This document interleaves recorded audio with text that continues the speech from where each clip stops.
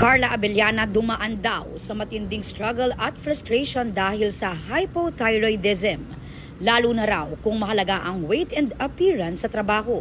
Pero matapos ang 5 taon, maraming consultations at medications, nag-work na para kay Carla ang sinubukang strict diet plan at naabot na ang target weight. Pat on the back din daw para sa kanya dahil naging disiplinado siya at hindi na-give up.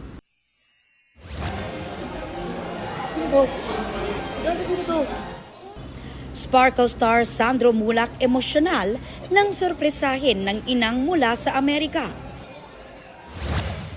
Group comeback at world tour ng Blackpink, kasado na next year. Michael V, may patikim sa bagong parody song. Aubrey Carampel nagbabalita para sa GMA Integrated News.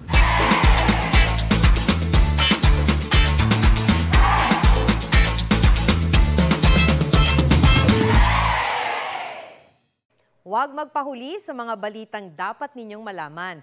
Mag-subscribe sa GMA Integrated News sa YouTube. Sa mga kapuso abroad, subaybayan nyo kami sa GMA Pinoy TV at sa www.gmanews.tv.